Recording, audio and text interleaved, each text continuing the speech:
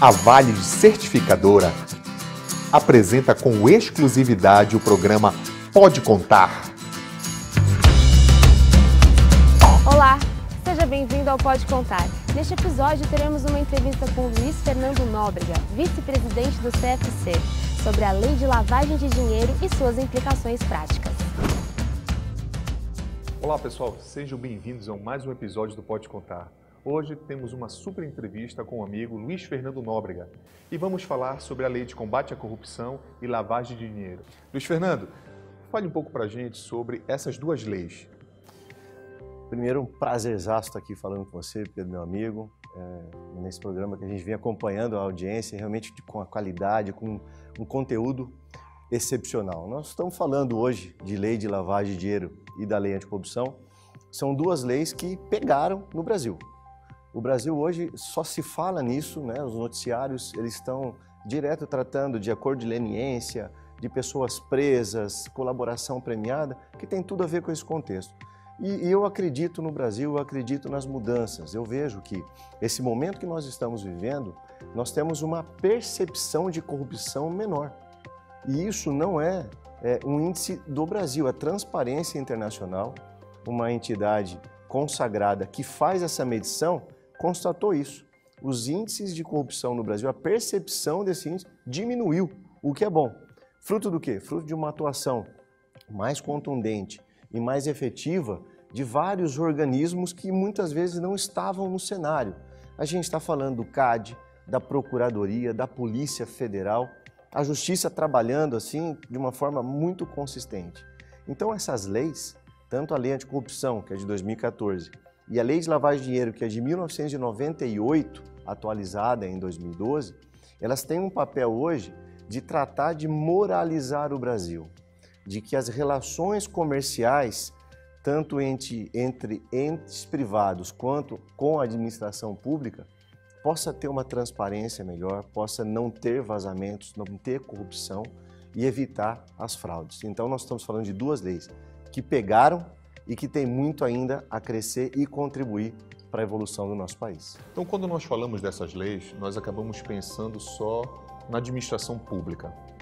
Como é que as empresas se enquadram nesse cenário? Olha, Pedro, tanto as empresas que transacionam com o serviço público ou não, elas têm que ter preocupações muito claras com relação a essas duas leis. Porque hoje, quando se fala numa contratação ou numa terceirização, essa pessoa ela está usando o crachá da empresa, ela representa a empresa.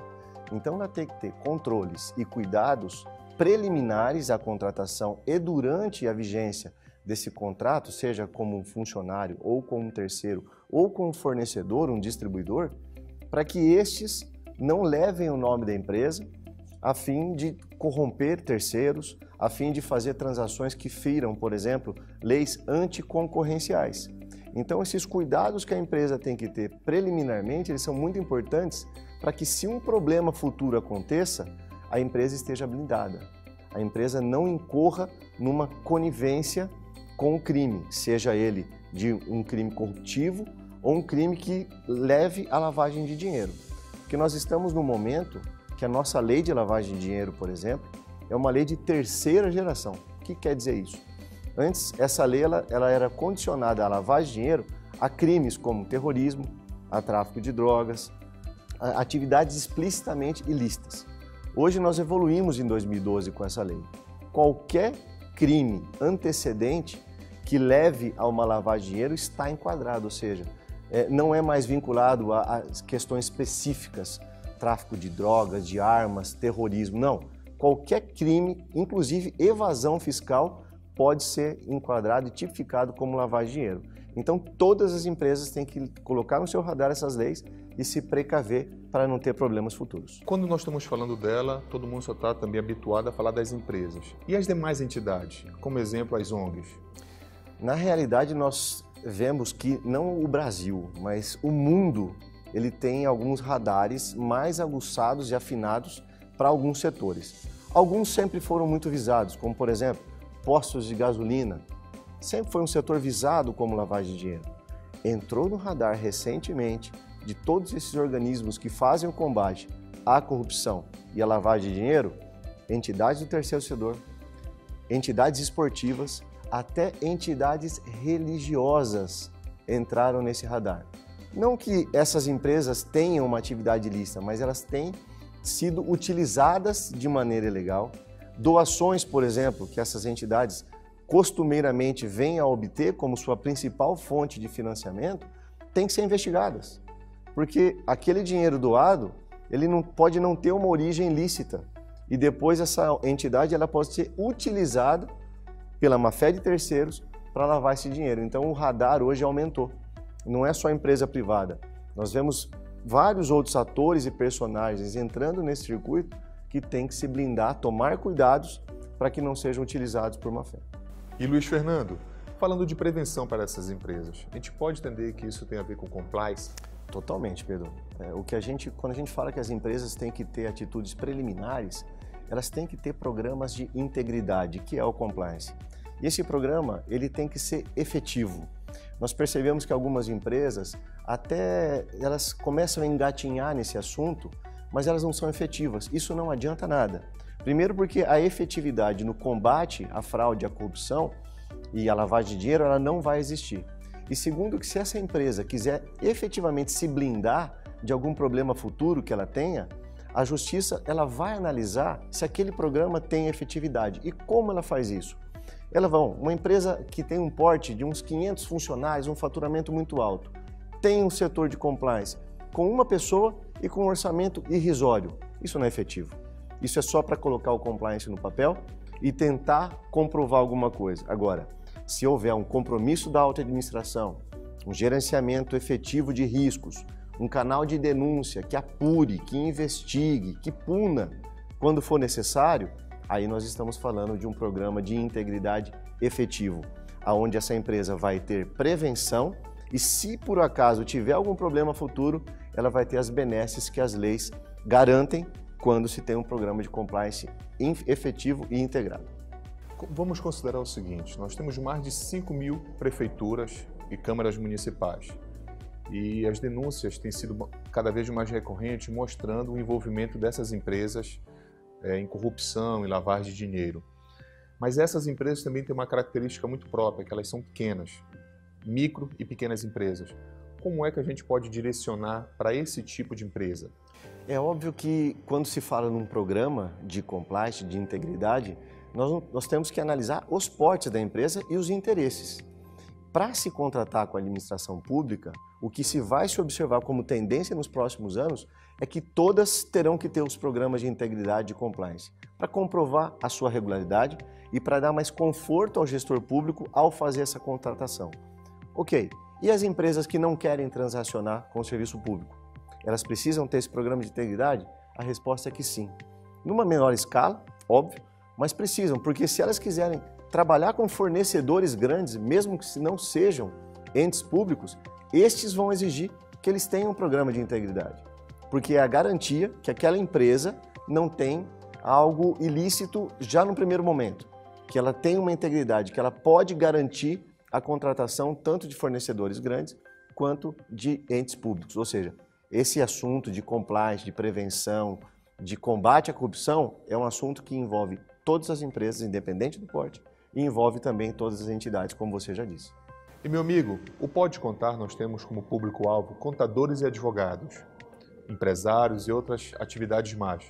Como é que a gente pode pensar, como é que o contador e o advogado podem trabalhar prestando sua consultoria, sua assessoria nessa área? Como é que eles podem orientar? Bom, primeiro que esses profissionais são terceiros. Parte das empresas é o cuidado e o zelo de contratar bons profissionais, que vão as assessorar adequadamente. E esses profissionais podem levar para essas empresas esse recado da integridade, alertar essas empresas na boa contratação de um terceiro, por exemplo. Recentemente nós tivemos um caso que a empresa vai se valer de um representante comercial para transacionar com o serviço público.